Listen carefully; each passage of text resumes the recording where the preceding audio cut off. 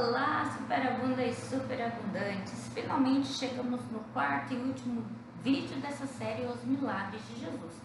Eu estou falando dos milagres de maneira resumida, contando que você vai estar fazendo a sua parte de ir lá ler os relatos. Eu mesmo confessei no vídeo passado que tinha alguns relatos dos milagres de Jesus que li que nem se lê papel higiênico. Você já leu papel higiênico? Pois é. Foi como eu li esses relatos, mas estão lá. E eu conto com vocês também estejam pegando a Bíblia ali, conferindo tudo bonitinho, certinho, né? Tá gostando desses resumos para você conhecer um pouco mais sobre os milagres que Jesus realizou e por que é tão importante a gente conhecer esses milagres? Para que você possa conhecer quem é Jesus, saber que Ele cura, que Ele liberta, que Ele muda a nossa realidade, porque Ele é Deus e Ele pode todas as coisas. Mas você também precisa saber que Ele avisou que no mundo a gente ia ter aflições, problemas e coisas para resolver, que Ele estaria conosco, que Ele venceu o mundo, que Ele mandaria o seu Consolador, mas que nem tudo seria da maneira que a gente imagina, mas sim da boa e vontade perfeita, a vontade de Deus, que é melhor do que a nossa. Para continuar aqui, a gente vai falar agora dos últimos milagres de Jesus, né? Então vamos falar sobre a ressurreição de Lázaro. Eu gosto muito da passagem da ressurreição de Lázaro, porque assim, Jesus, ele tá sabendo que Lázaro tá doente, ele sabe que Lázaro tá morto, e ele decide simplesmente que ele vai fazer uma ressurreição para todo mundo saber que ele ressuscitou Lázaro, que ele já tinha ressuscitado.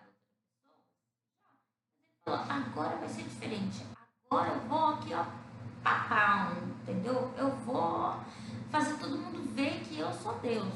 Então é um dos maiores milagres que Jesus realiza. Encontra-se em João, capítulo 11, do verso 1 ao 44. Então ele é bem comprido, é bem extenso. Lázaro já estava morto havia 4 dias e Jesus ordenou: Lázaro, vem para fora. E ele saiu vivo do túmulo. Aqui a gente tem o trecho mais curto da Bíblia, o verso mais curto. Jesus chorou, tá? Quando ele vê Maria, que vem chorando e fala: se o Senhor tivesse aqui, meu irmão teria morrido, Aí ele chora, ele se sente com tanta compaixão, ele sente tanta dor, ele vê tanto ali, que ele se compadece e ele chora, né?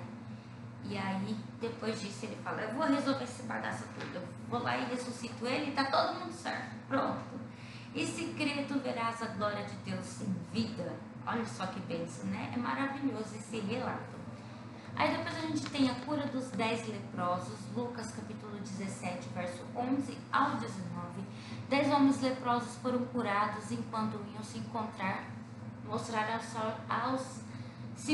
aos sacerdotes, mas apenas um voltou para agradecer. Quantas vezes não é assim, não é?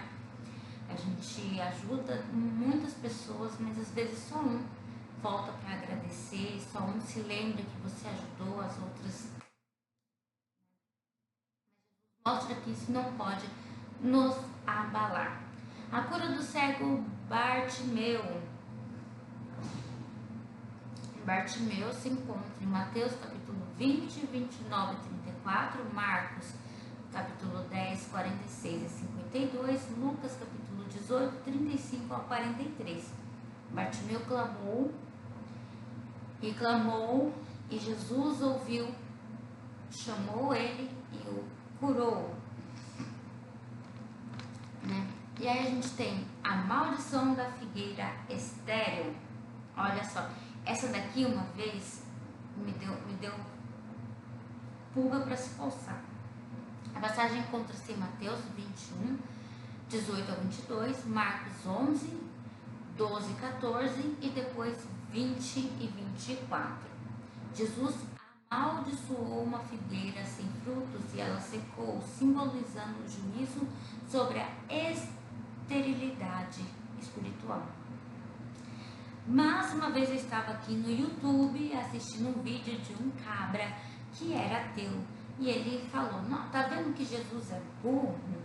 Com todo respeito a Jesus, é claro, né? Mas ele falou que Jesus era burro porque Jesus sabia que aquela figueira não estava no tempo certo dos frutos. Se a gente for ler a passagem, está escrito, sabendo-se que não era tempo das figueiras darem seus frutos. Então eu tive que concordar com ele, porque se não era tempo de da figueira dar fruto, por que Jesus queria fruto na figueira? Eu não tinha pegado o esquema que aquela figueira, ela estava mostrando que estava com fruto, que ela estava vigosa, que ela tinha flores bonitas, que ela tinha folhas verdes. Se era tempo de estar sem fruto, ela devia estar seca, sem fruto, mas ela estava viscosa, ela estava mostrando que ela estava cheia de fruto. Então Jesus vai até ela e busca ali o fruto dela. Mas cadê o fruto dela? Não tinha. Então ela estava aí se exibindo como se ela tivesse fruto. E quantas pessoas também fazem isso no mundo espiritual? Se exibem por causa de um dom, por causa que falam bonito, por causa que ora bonito, por causa que Deus revela as coisas para ela. No mundo espiritual elas acham que são maravilhosas, mas elas não têm frutos em Cristo. E aí Jesus amaldiçoou a figueira, trazendo aí para essa lição. E aí depois que eu entendi isso, que minha mente abriu, eu falei, nossa, eu acho que agora eu posso debater com aquele ateu e explicar para ele, mas é que você não entendeu, assim como eu concordei com você antes, que eu tinha entendido, agora eu sei o que eu estou falando, queridinho. Mas é uma lição maravilhosa da figueira estéril, né? Aí a gente tem a cura da orelha de Malco. Encontra-se em Lucas, capítulo 22, do verso 50 e 51. Na prisão de Jesus, quando Jesus ia ser preso, Pedro corta a orelha do servo. Aí Jesus vai lá e restaura a orelha dele, né? E aí cura ele. Malco, tenho eu praticamente certeza que ali ele se converteu, porque na hora que ele viu a orelha no chão, Jesus saiu, ele falou, agora eu sigo esse Jesus também, porque, né? E aí, por fim, a gente tem a segunda pesca maravilhosa, que foi após a ressurreição. Encontra-se em João, capítulo 21, do verso 1 ao 14. Após ressuscitar, Jesus apareceu aos discípulos e lhes concedeu outra pesca sobrenatural de 153 peixes. Gente, isso aqui tem uma nuance, uma profundidade, uma camada muito grande. Primeiro que Jesus ressuscitou e foi com seus discípulos nessa pesca, e apareceu com eles nessa pesca, para lembrar para eles que eles não eram mais os mesmos homens, que eles tinham sim sido tirados da pescaria para pescar peixes, mas que eles eram agora pescadores de homens para o reino de Deus, que eles não eram mais iguais. Depois ele pescou um número exato de 153 peixes. Esse número tem uma mensagem ali que simboliza as coisas de Deus, sabe?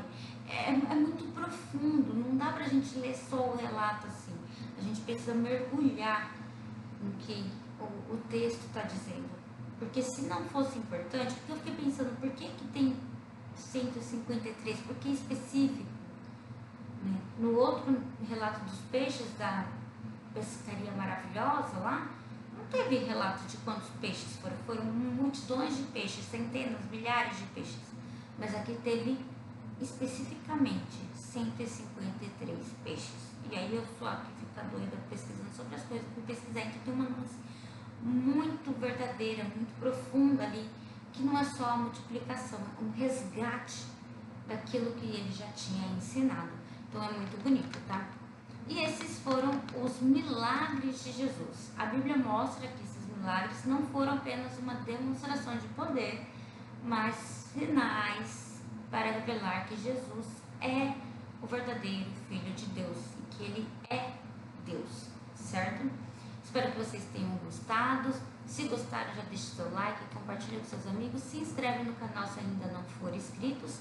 E a gente tem aí as categorias dos milagres de Jesus: cura física, libertações espirituais, ressurreições, milagres sobre a natureza, milagres de provisão e milagres de autoridade divina. todos esses mostraram e nos mostram quem foi e quem é Jesus, certo? Então no próximo vídeo, grande beijo.